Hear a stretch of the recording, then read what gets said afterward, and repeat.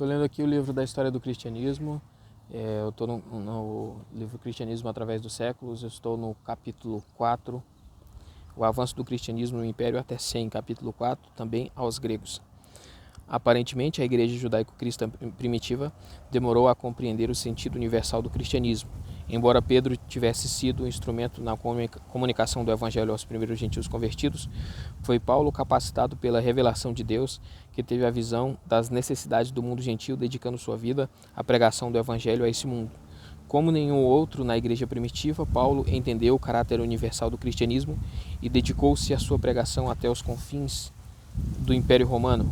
Romanos 11, 13, 15, 16. Poderíamos até imaginar que ele tinha em sua mente o lema, o Império Romano para Cristo, enquanto se encaminhava gradualmente para o Ocidente, levando a mensagem da cruz. Romanos 15, 15, 16, 18, 28, Atos 9, 15, 22, 21. Embora não poupasse esforços para atingir este objetivo, ele não negligenciou seu próprio povo, os judeus. Isso se evidencia pelo fato de que ele procurava primeiro as sinagogas judaicas quando chegava a uma cidade e pela proclamação do evangelho a todos os prosélitos judeus e gentios que quisessem ouvi-lo. O ambiente de Paulo. Paulo estava consciente de três lealdades temporais durante a vida. Quando jovem, recebera a educação ministrada apenas aos jovens judeus do futuro e foi educado aos pés do grande mestre judeu Gamaliel. Poucos podiam se orgulhar de ter mais instrução do que Paulo no que dizia respeito à educação religiosa judaica, e poucos se aproveitariam tanto quanto ele da educação que recebeu. Filipenses 3, 4, 6. Ele também era cidadão de Tarso, a principal cidade da Sicília, cidade não insignificante. Atos 21, 39. Era também cidadão romano livre. Atos 22, 28, e não tinha dúvidas em usar os privilégios da sua cidadania romana quando estes podiam ajudá-lo em sua missão por Cristo. Atos 16, 37, 25, 11. O judaísmo foi seu ambiente religioso antes de sua conversão. Tarso, com sua grande universidade e sua atmosfera intelectual, foi o palco dos primeiros anos de sua vida. E o Império Romano foi o espaço político em que viveu e agiu. Portanto, Paulo cresceu numa cultura urbana cosmopolita. Esse ambiente político não parecia muito favorável à proclamação do Evangelho. César Augusto provocou a queda da República, exceto como sistema político, quando estabeleceu em 27 a.C. uma diarquia em que nominalmente dividia o controle do Estado com o Senado.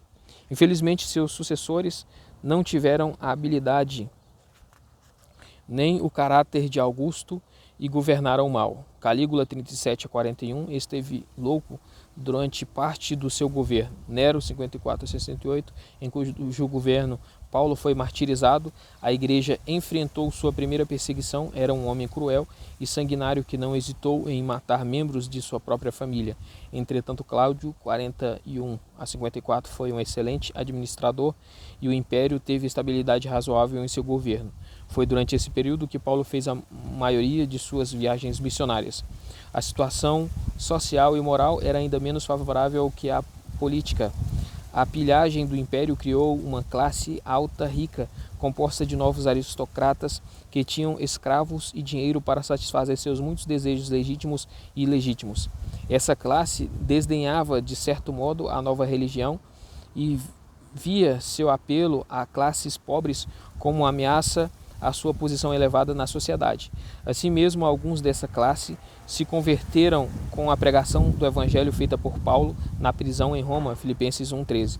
Paulo enfrentou também a rivalidade de outros sistemas de religião. Os romanos eram um tanto ecléticos em sua vida religiosa e se dispunham a tolerar qualquer religião, desde que esta não proibisse seus seguidores de participar do culto do Estado, que misturava o culto ao imperador com o velho culto do Estado republicano e exigia a obediência de todos os povos do império, exceto a dos judeus, que por lei eram isentos destes rituais. Os cristãos não tinham tal privilégio se tiveram de enfrentar o problema da oposição do Estado. As religiões do mistério subjetivistas de Mitra, Cibele e Ísis reivindicavam a adesão de muitos outros no império. O judaísmo, de que o cristianismo foi destacado como seita separada, oferecia uma oposição cada vez maior.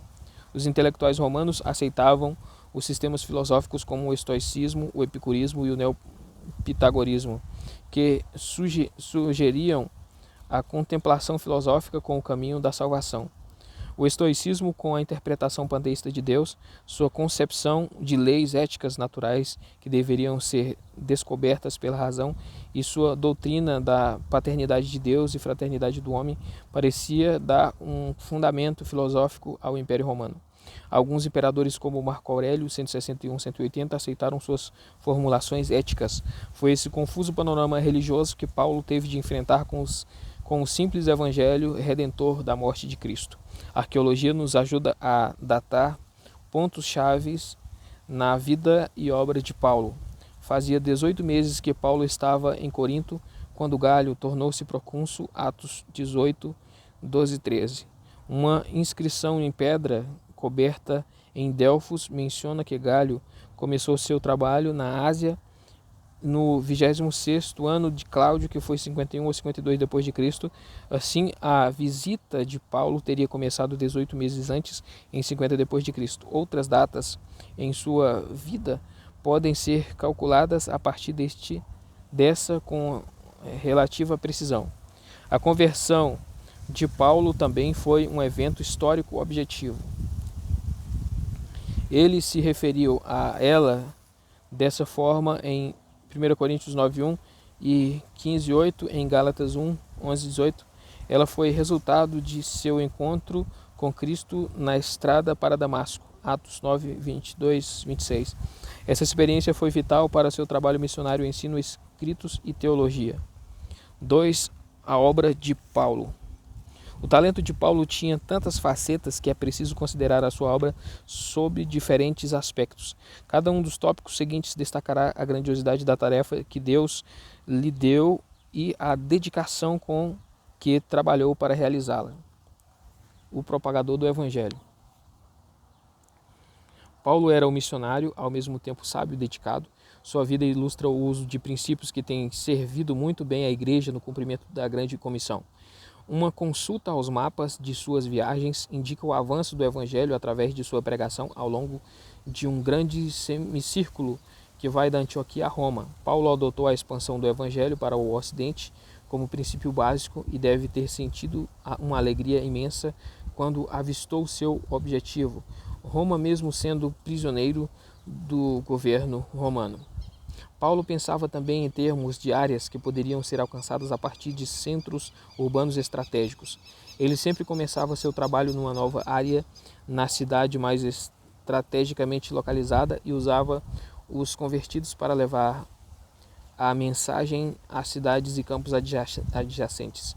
Por causa desse método, o mais provável é que ele não tenha visitado Colossos, Colossenses 2:1, e que a forte igreja dessa cidade tenha sido fundada por aqueles que ele mesmo enviou de Éfeso.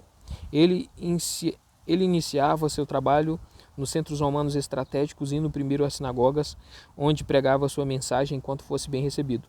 Quando surgia a oposição, ele partia para uma proclamação direta do Evangelho aos gentios em qualquer lugar que julgasse adequado. Seu princípio era pregar aos gentios depois de ter pregado aos judeus. Esse princípio pode ser observado estudando-se a história das viagens registrada em Atos, Romanos 1:16. Depois de fundar uma igreja, Paulo organizava com presbíteros e diáconos para que a igreja se autogovernasse após sua partida. Ele procurava colocar fundamentos sólidos. O desejo de Paulo de não ser um fardo para as igrejas recém-criadas levou-o a assumir a responsabilidade por seu próprio sustento enquanto pregava numa área nova. Ele exerceu sua profissão de fabricante de tendas enquanto pregava ao povo de Corinto, Atos 18:1-4 e 1 Tessalonicenses 2:9. Ele não fez disto uma regra para os outros, mas sentiu que era necessário para o seu ministério. A igreja deveria também se autossustentar.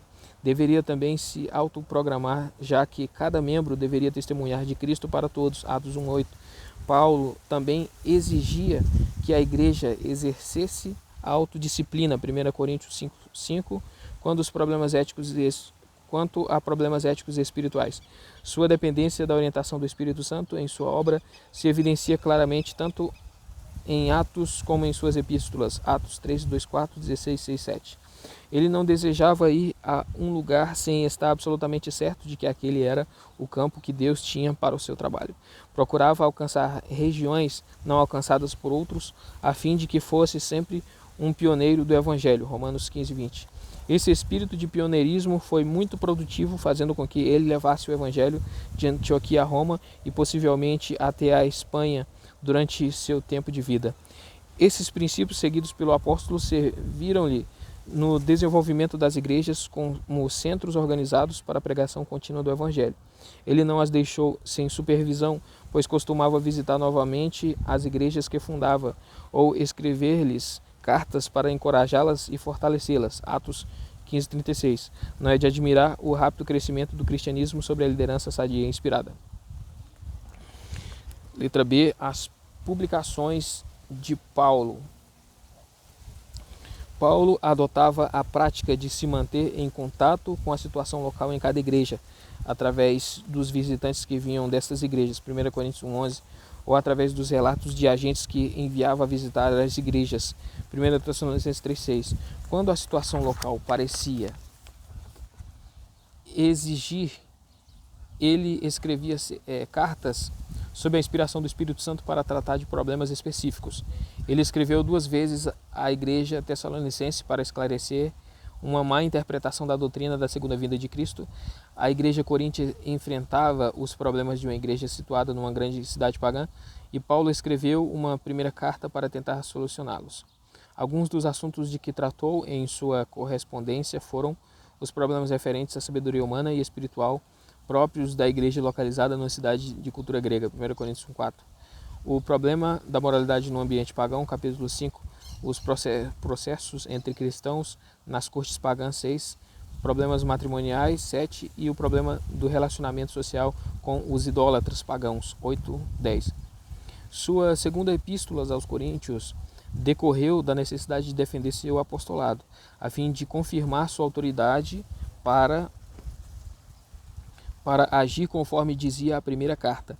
A carta aos Gálatas se fez necessária por causa do problema da relação da lei judaica com o cristianismo, para que a fé e não a lei fosse vista como o princípio atuante do cristianismo. A carta aos Romanos é uma exposição e explicação sistemática do Evangelho. As 4 epístolas escritas durante sua prisão em Roma surgiram devido aos problemas especiais nas igrejas de Éfeso, Colossos e Filipos. A epístola pessoal a Filemon trata do problema do senhor e do escravo que se tornam cristãos. As 3 epístolas pastorais a Timóteo e a Tito tratam dos problemas próprios de um jovem pastor. Deve-se atentar para o fato de que todas estas cartas surgiram de uma crise histórica definida em alguma das amadas igrejas de Paulo. A grandiosidade desses tratados para os tempos reside no fato de que os princípios que Paulo propôs para resolver os problemas das igrejas do primeiro século ainda são relevantes para a igreja nos tempos modernos. Os seres humanos enfrentam problemas semelhantes e princípios semelhantes são úteis, embora o ambiente temporal e espacial seja diferente. As epístolas paulinas são sempre valiosas para qualquer igreja na solução de seus problemas. Paulo sempre equilibrou fórmulas teológicas com a aplicação prática. C. Os princípios da teologia de Paulo. Nenhuma discussão histórica sobre Paulo pode permitir ignorar as doutrinas básicas desenvolvidas em suas cartas, particularmente a carta à Igreja Romana. Cristo não deixou nenhum corpo de doutrinas definido. Essa formulação coube ao trabalho de Paulo, conduzido pelo Espírito Santo. Entretanto, esse corpo de doutrinas não estavam em conflito com os ensinos de Cristo. Ao contrário, partia dos ensinos e da morte de Cristo. A educação de Paulo no lar, na sinagoga e sob Gamaliel, sua observação da natureza, Romanos 1, 19 e 20, sua experiência e conversão, sua mente criativa e, acima de tudo, a revelação divina foram importantes no desenvolvimento de sua teologia. A essência do Evangelho paulino pode ser sintetizada facilmente. Paulo percebeu que a felicidade e a utilidade eram os objetivos básicos em que inspiram todos os homens. Felicidade e utilidade nessa vida e na futura dependem da obtenção da graça de Deus. O favor de Deus só pode ser conferido a quem faz a vontade de Deus. Paulo e seus compatriotas judeus acreditavam que a observância da lei de Moisés, que era uma expressão da santidade de Deus, garantiria uma vida feliz e útil. Mas Paulo descobriu com tristeza que as obras da lei somente resultavam no conhecimento do pecado e deixavam o homem sem esperança de executar a vontade de Deus expressa nessa lei, Romanos 7. A experiência na estrada de Damasco revelou a Paulo que o ponto de partida para a vida espiritual não é a lei, mas a cruz de Cristo. Cristo como homem perfeito e Deus que havia cumprido perfeitamente a lei judaica, podia oferecer-se na cruz em lugar do homem pecador e assumir o fardo do pecado humano, Gálatas 3, 10 e 13. O ser humano precisa apenas aceitar pela fé, Romanos 5:1, a obra que Cristo já fez por ele. O sistema ético de Paulo desenvolve-se a partir desta união pessoal do crente com Cristo pela fé. Essa revelação vertical deve ser equilibrada por uma relação horizontal na qual o crente se une aos irmãos pelo amor cristão expresso numa vida moral. Efésios 1:15 e 1 João 3:23. A mola mestra da conduta cristã não é nem o legalismo do judaísmo, nem o racionalismo do estoicismo, mas o amor cristão. A união mística do crente com o seu Senhor deve ser a fonte do amor. Essa vida de amor envolve afastamento da corrupção pessoal que vem da adoração de ídolos, da impureza sexual ou da embriaguez, os grandes pecados do paganismo. Seu resultado, em termos práticos, é o serviço amoroso para com os outros e a firmeza quanto à integridade pessoal. Um sistema de ética assim não significa repúdio da lei moral judaica, mas sim seu cumprimento no nível mais elevado do amor na família, na comunidade e na sociedade geral. Os padrões éticos elevados dos cristãos impressionavam seus vizinhos pagãos com a grandeza da fé cristã. A própria vida de Paulo, de serviço dedicado, era uma revelação tanto para os judeus quanto para os gentios do que Deus podia fazer na formação de uma personalidade cristã dedicada ao serviço para a glória de Deus e o bem do homem. A filosofia paulina da história está intimamente ligada às suas posições éticas e teológicas. Ele rejeitava a teoria cíclica da história, que caracterizava o mundo antigo, e a teoria moderna do progresso evolutivo infinito, adotando uma interpretação sobrenatural cataclísmica da história que leva em conta o fracasso do homem não regenerado e o poder de Deus para executar seu plano divino. Essa doutrina não se limita a nações, mas engloba toda a humanidade. Segundo ela, o progresso só pode ocorrer através do conflito espiritual em que o homem recebe forças através da graça de Deus. No final de tudo, Deus será o vencedor sobre todas as forças do mal que foram provisoriamente derrotadas na cruz do Calvário por Cristo, Romanos 11:36, Efésios 1:10. Então, quer dizer, uma coisa que ele fala aqui, né, que foi uma vitória provisória, né, que é na cruz, eu discordo totalmente, né? A cruz é o centro do cristianismo, é o centro do evangelho, né? Então é onde Jesus Cristo já teve a vitória total, né, sobre a morte, né, sobre o inferno. Então não é uma vitória provisória, é uma vitória eterna, né? É a vitória eterna, é a vitória de Deus, né? Ele venceu e por isso tudo irá se consumar, né? Não é que é porque é vitória provisória e depois vem outra vitória maior, não. É que tudo irá ser consumado depois da morte dele, né? A maior vitória de Deus para a salvação de toda a humanidade foi a morte dele na cruz. Letra D, Paulo como polemista. Paulo jamais se contentava em simplesmente apresentar o cristianismo. Ameaças à pureza da doutrina cristã levaram-no à luta contra o inimigo. Pela voz e pela pena, ele lutou pela pureza da doutrina cristã de seu tempo. Ele não deixou que nenhuma interpretação falha da pessoa ou da obra de Cristo escapasse à sua condenação, nem deixou de tentar convencer os desviados a voltarem à fé. O problema dos significados e dos meios de salvação foi a primeira dificuldade que Paulo enfrentou durante o Concílio de Jerusalém, ao final de sua primeira viagem missionária.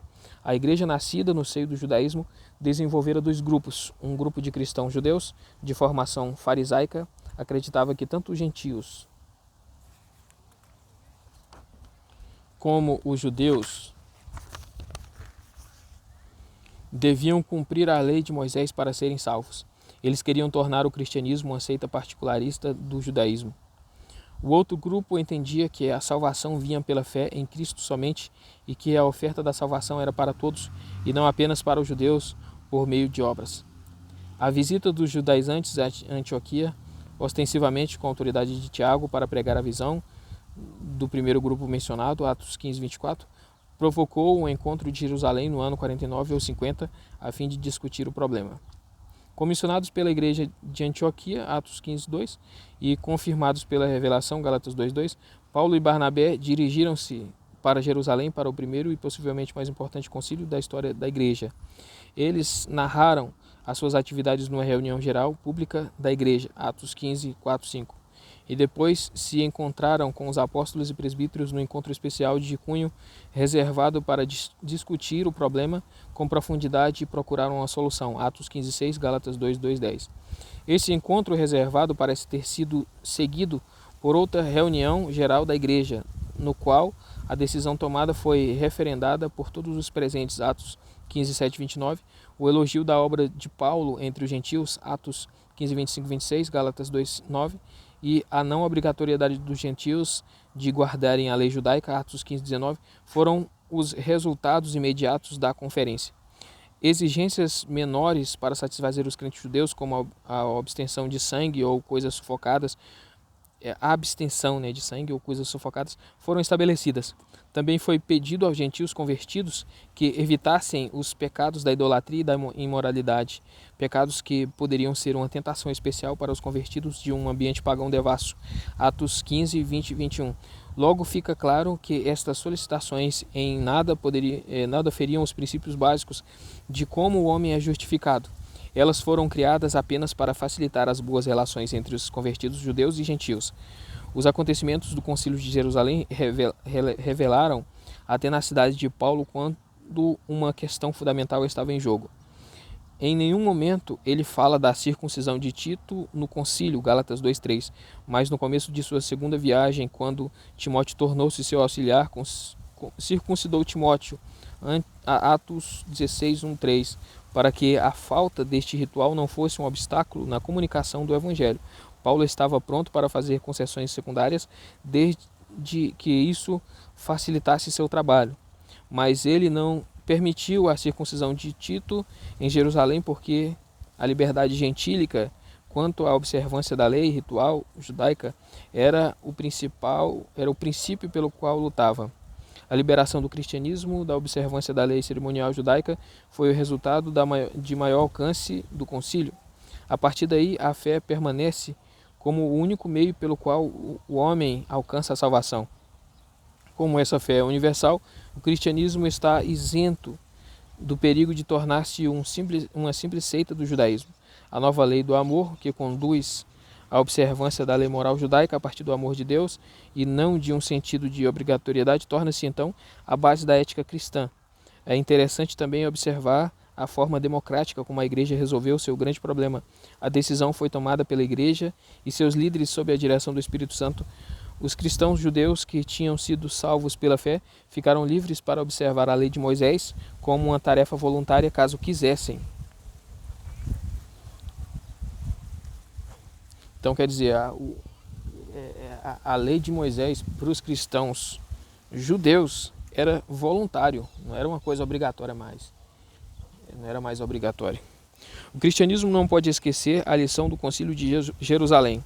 Os reformadores enfrentaram o mesmo problema vendo que a igreja romana estava exigindo obras humanas em acréscimo à fé como condição para a salvação. Os liberais modernos, com sua ênfase em agradar a Deus através da prática de obras éticas, incorreram no mesmo erro. O problema do Concílio de Jerusalém é perene e os princípios que triunfaram são os que têm relevância ao longo de toda a história da igreja. Paulo enfrentou também o desafio do racionalismo grego quando lutou contra um gnosticismo incipiente na igreja. Alguns homens procuravam intelectualizar os meios da salvação, assim como os cristãos judeus tinham tentado legalizá-los. O gnosticismo tornou-se um perigo especial na igreja colossense. Os gnósticos sustentavam uma filosofia dualista que fazia uma clara distinção entre o espírito bom e a matéria má. De acordo com eles, o elo entre o espírito puro e a matéria má é uma hierarquia de seres celestiais. Cristo é visto como um membro dessa hierarquia.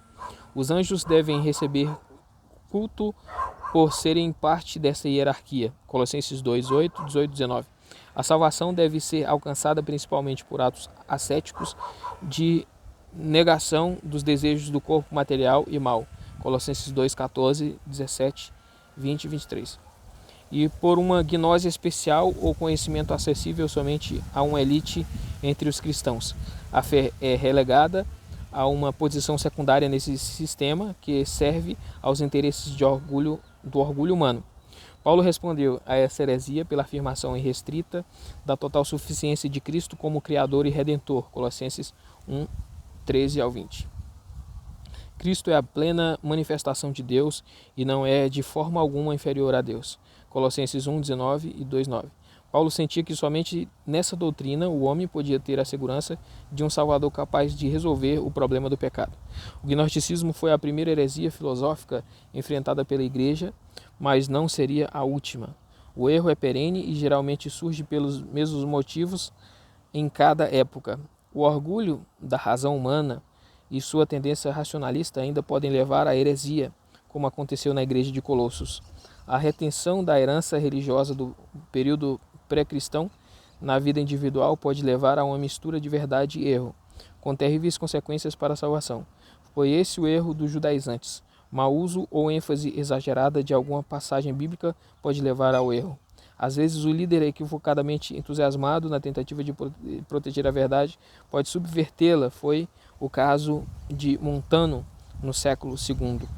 Não surpreende que Paulo, com essa fé e coragem, tenha conseguido levar a mensagem da salvação às nações gentílicas do Império Romano e dar início à cultura cristã na sua triunfante caminhada pela Europa rumo ao Ocidente. Ele foi o intérprete singular do significado da vida e da morte de Cristo em termos de salvação para o homem pecador. Ele deixou a fé livre da intromissão do legalismo e do racionalismo. Ele cuidou dos detalhes da organização das igrejas cristãs e se manteve em constante correspondência com elas a fim de resolver seus problemas segundo uma perspectiva cristã. Como ninguém, Paulo compreendeu o significado cósmico de Cristo no tempo e na eternidade. Foi ele que, como o apóstolo dos gentios, Romanos 11, 13, 15, 16, interpretou Cristo para o mundo gentílico. Então é isso. Aqui finaliza o capítulo 4 da história da igreja.